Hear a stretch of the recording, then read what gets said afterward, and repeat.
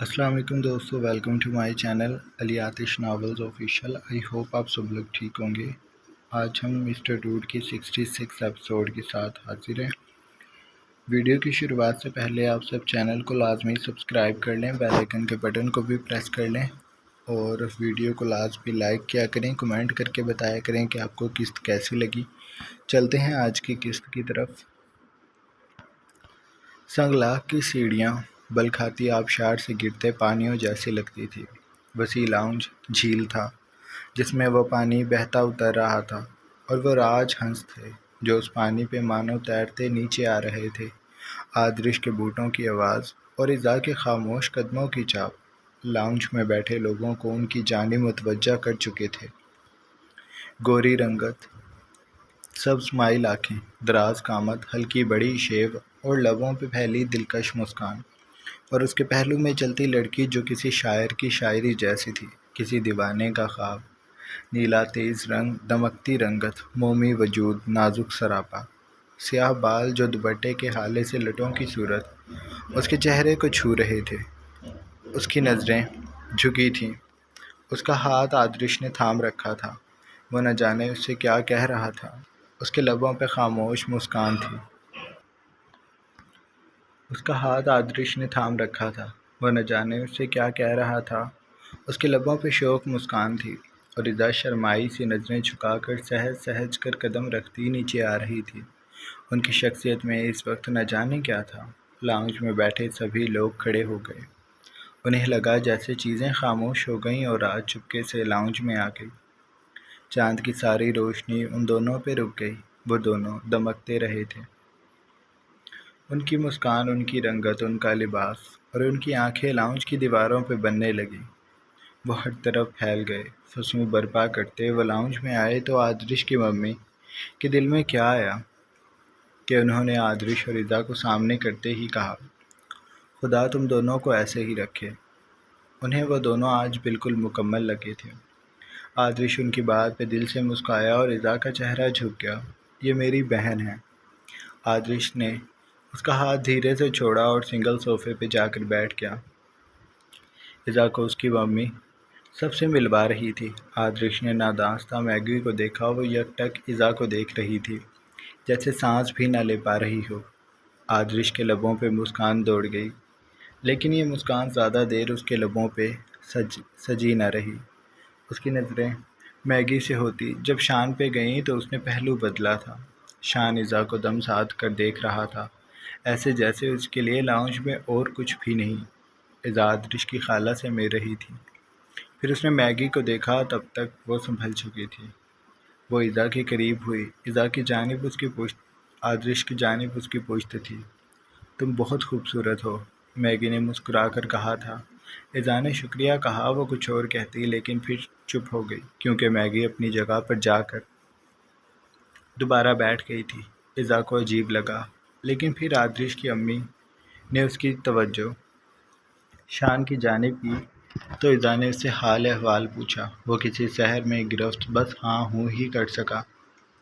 गंदमी रंगत, दराज कद, हल्की मखमूर आंखें, शर्ट के ऊपर के 2 बटन खुले थे। उसके गले में चैन डली थी और सीने पे शायद कोई टैटू था जिसका बहुत मुख्तसर हिस्सा दिखाई देता था। शान ने बड़ी मुश्किल से इज़ा पे से नज़रें हटाई थी, लेकिन वो ये काम कुछ देर ही कर सका। कुछ लम्हों बाद वो दोबारा इज़ा को देखने लगा था। उसके दिल में बार बार ख्वाहिश जाग रही थी कि वो इज़ा को छुए। उसने इज़ा के सामने हाथ किए, लेकिन इज़ा ने मिलाया नहीं था। उसने बस सर को हल्की सी जुम्बिश दी और आदरिश के दिल में जैसे सुकून उतरा था। वो रिलैक्स होकर सोफे पे बैठ गया था। आदरिश की खाला उससे बातें करने लगी थी। वो उसे छोटे छोटे सवाल कर रही थी, उसके घर वगैरह का पूछ रही थी। इज़ा झिझकती हुई आहिस्ता आहिस्ता बता रही थी, तुम्हारे अब्बू क्या करते हैं? खाला ने पूछा। मेरे बचपन से वो बीमार हैं, इसलिए घर अम्मी चलाती थी। इज़ा कभी अपने या अपने घर को लेकर झूठ नहीं बोलती थी, लेकिन आज उसके लिए सच बोलना काफ़ी मुश्किल हो रहा था। ओह, खाला के चेहरे पे अफसोस फैला। फिर वो मुस्काईं। तुम्हारी अम्मी क्या करती हैं? उनके सवाल पे इज़ा का दिल डूब गया। آدرش الرٹ ہو کر بیٹھ گیا۔ میگی نے چونک کر اسے دیکھا تھا۔ کھانا لگ گیا ممی؟ آدرش نے بات بدلی۔ ہاں لگ گیا۔ اچانک آدرش کے پوچھنے پہ خالہ نے اوپر دیکھا۔ ممی کے جواب پہ اس نے سر ہلایا۔ کھانا کھاتے ہیں خالہ، آئیں۔ وہ کھڑا ہو گیا۔ باقی بھی سب کھڑے ہو گئے تھے۔ ایذا نے آدرش کو دیکھا۔ آدرش نے اسے آنکھوں سے اشارہ کیا۔ ریلیکس۔ اس کے تاثر دیکھ کر ہی وہ جان گیا تھا کہ ایذا اس وقت کیا محسوس کر رہی ہے۔ وہ ڈائننگ میں آ گئے تھے۔ ملازموں نے کھانا چن دیا تھا۔ یعقوب آفیشیل ڈنر پر انوائٹڈ تھے، اس لیے ان کے علاوہ سبھی ڈائننگ میں تھے۔ ایذا آدرش کے ساتھ بیٹھی تھی۔ اس کے دوسری جانب میگی، اور ایذا کی کرسی کے بالکل سامنے شان بیٹھا اسے اپنی مخمور نگاہوں سے دیکھ رہا تھا۔ ایذا کو اپنے وجود پہ تپش محسوس ہو رہی تھی۔ اس نے ایک دو بار اوپر دیکھا تو شان مسکرایا۔ ایذا کو اس کی مسکان اچھی نہ لگی۔ اس نے چہرہ جھکا لیا تھا۔ وہ آدرش کو دیکھنے لگی تھی۔ مجھے سلاد پاس کر دیں؟ سلاد آدرش کے سامنے رکھی تھی، پر شان کا خطاب ایذا سے تھا۔ میں دے دیتا ہوں، مجھ سے کہو جو چاہیے۔ کافی دیر سے آدرش اسے برداشت کر رہا تھا، لیکن اب اس کے لہجے سے ضبط نکل گیا تھا۔ اس نے چبا کر کہا تھا۔ شان نے اس کی بات کا بالکل اثر نہ لیا۔ جب کام تم سے ہوگا تو تم سے بات کروں گا، ابھی مجھے تم سے کوئی کام نہیں ہے۔ آدرش نے مٹھیاں بھینچ لی۔ باقی سب اپنے کھانے کی طرف متوجہ تھے، اس لیے انہیں کوئی نہیں دیکھ رہا تھا۔ اور میری بیوی تمہارے باپ کی ملازمہ نہیں ہے جو تمہیں چیزیں دے۔ آدرش کا بس نہیں چل رہا تھا کہ شان کو ایک موقع رسید کر دے۔ اس کی مسکان دم نہ توڑ رہی تھی، جیسے وہ آدرش کی حالت سے محظوظ ہو رہا تھا۔ ایذا نے آدرش کا ہاتھ پکڑا اور نظریں اٹھا کر اسے دیکھا۔ مجھے پانی چاہیے، اور تم بھی پی لو۔ وہ ہلکی سی مسکان چہرے پہ سجا کر اس کا موڈ بہتر کرنے کو بولی تھی۔ اسے پیاس نہیں لگ رہی تھی۔ اس کا مطلب تھا کہ آدرش غصہ نہ کرے۔ تم پلاؤ گی تو پیوں گا۔ اس نے شان پہ لعنت بھیج دی تھی۔ وہ ایذا کی جانب متوجہ ہو گیا تھا۔ وہ دونوں ایک دوسرے کو دیکھ رہے تھے۔ اب ان کے درمیان کسی تیسرے کی گنجائش نہیں تھی۔ کھانے کے بعد وہ سب دوبارہ لاؤنج میں آ کر بیٹھ گئے تھے۔ اب کی بار آدرش ایذا کے پاس بیٹھا تھا۔ اس نے ایذا کے ہاتھ کو تھام کر اس کی انگلیوں میں انگلیاں پھنسا رکھی تھیں۔ ملازم کو طاہرہ نے قہوے کا کہا تھا، میگی نے گرین ٹی کا کہا تھا، ایذا نے کسی بھی مشروب سے انکار کر دیا تھا۔ آدرش نے اپنے لیے چائے منگوائی تھی۔ تمہارے لیے دودھ منگوا دوں؟ اس نے ایذا کو کہا۔ میں اچھی لگوں گی سب میں بیٹھ کر دودھ پیتی ہوئی؟ وہ ناراض ہوئی۔ لو، اس میں برا لگنے والی کون سی بات ہے؟ آدرش نے حیران ہو کر کہا تھا۔ ایذا بس اسے گھور کر رہ گئی۔ آدرش نے اس کے ہاتھ کے پشت کو انگوٹھے سے سہلایا۔ ریلیکس رہا کرو، کہا ہے نا غصہ نہیں کرنا اس حالت میں۔ میں نہیں چاہتا میری بیٹی تم جیسی غسیل ہو۔ وہ مجھ جیسی ہونی چاہیے، شانت اور برداشت کرنے والی۔ ایذا کی بھویں اوپر کو اٹھیں۔ وہ ابھی کچھ کہتی کہ میگی بولی۔ تم نے بتایا نہیں تمہاری امی کیا کرتی ہیں؟ اس نے اپنی گرین ٹی اٹھا کر کمر صوفے سے لگائی، ٹانگ پہ ٹانگ رکھی اور ایذا کو دیکھ کر مسکراتے ہوئے کہا۔ اس کا انداز ایسا تھا جیسے کہتی ہو شو ٹائم۔ آدرش نے میگی کو کھا جانے والی نظروں سے دیکھا، لیکن میگی اسے نہیں دیکھ رہی تھی۔ اس کی نظریں ایذا کے چہرے پہ تھیں، جس پہ بہت سے رنگ گزر رہے تھے۔ ملازمت پیشہ خاتون ہے۔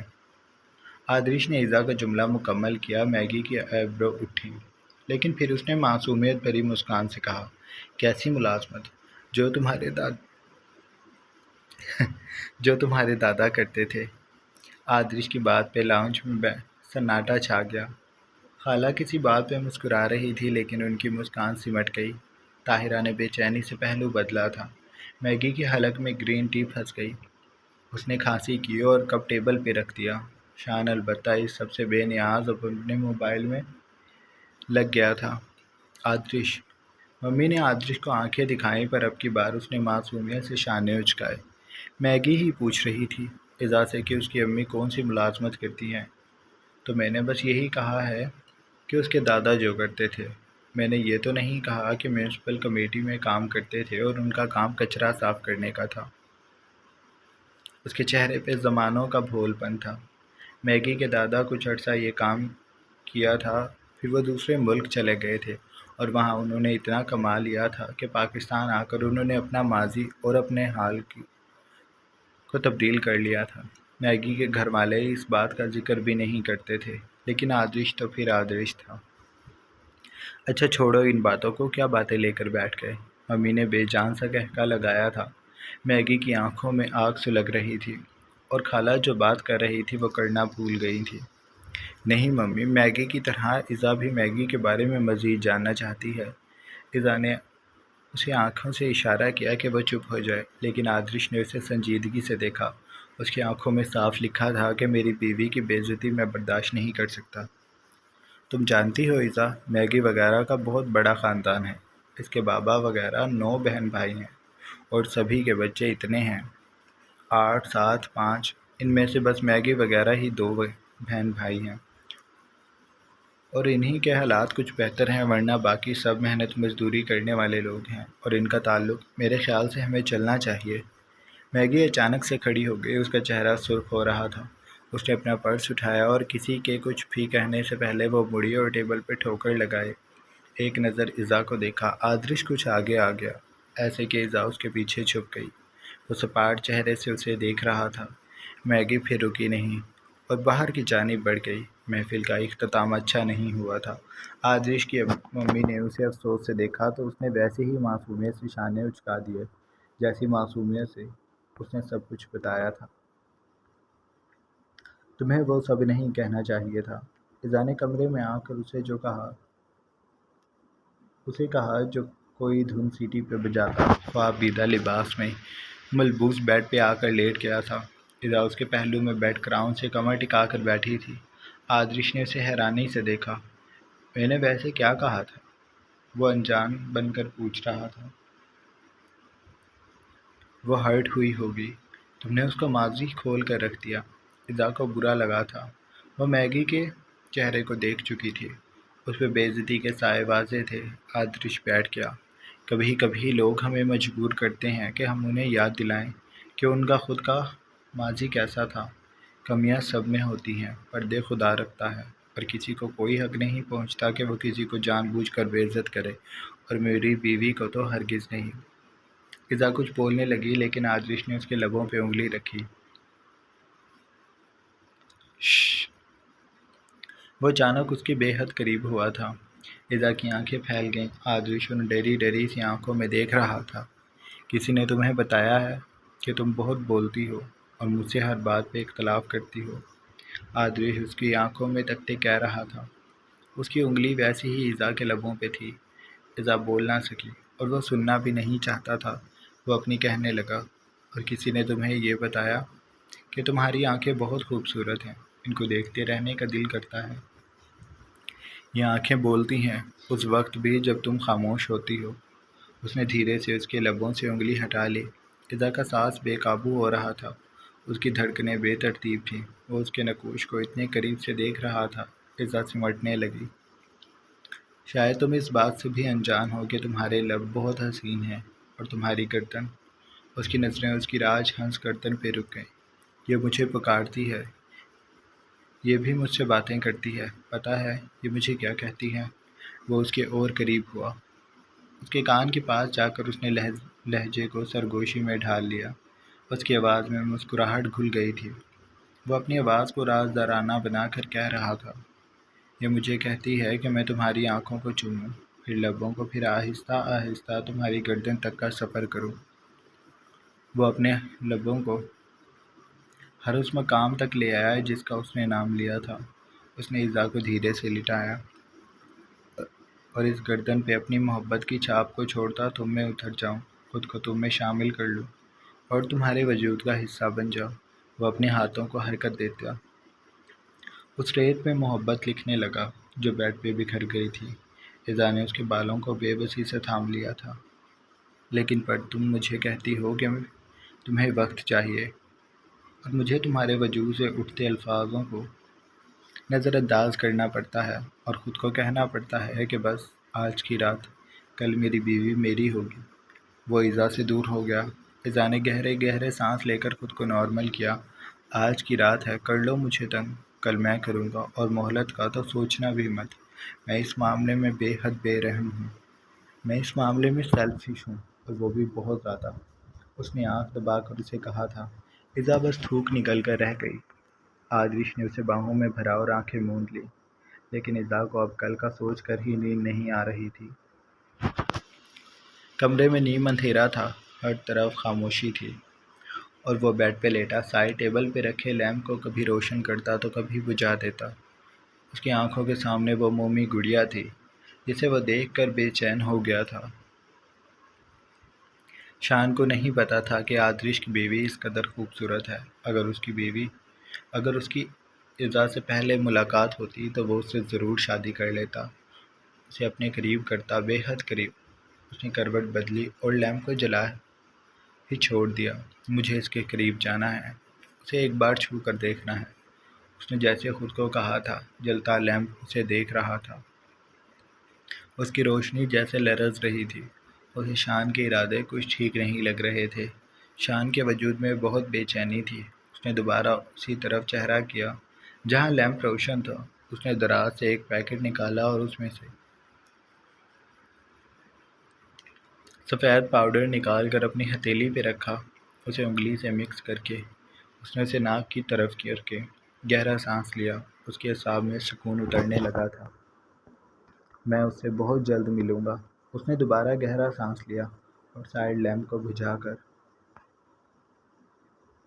اس نے آنکھیں موند لی تھیں۔ ریان ملک کے بنگلے پہ صبح نے اپنے پنکھ پھیلائے ہوئے تھے۔ اس کے پروں پہ سرد دھواں تھا جس نے دن کو بوجھل کر دیا تھا۔ آسمان پہ غبار اتنا تھا کہ کچھ بھی دکھائی نہ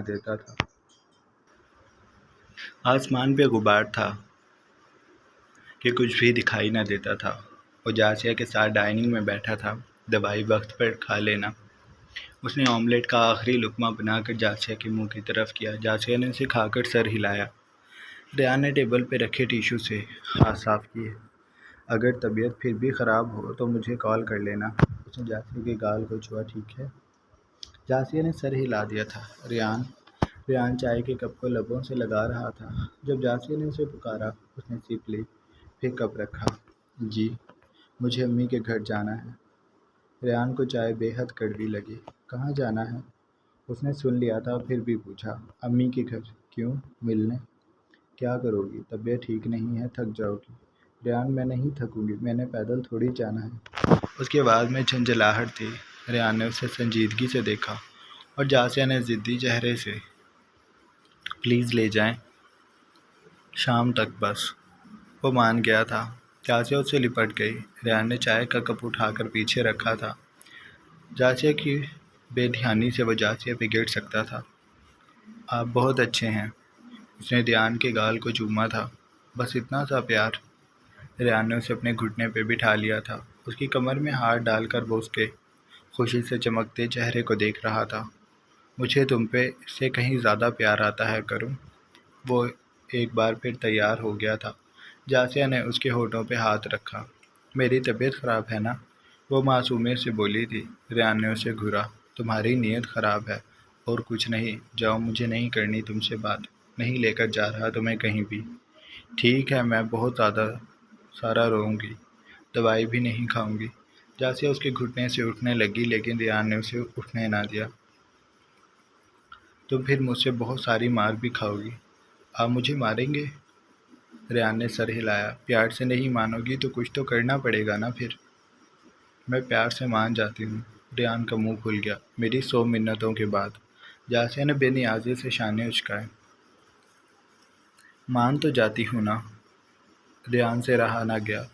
اس نے اس کی گردن پہ موجود بالوں کو سمیٹ کر وہاں دانت کاڑھے۔ بہت تیز ہو تم۔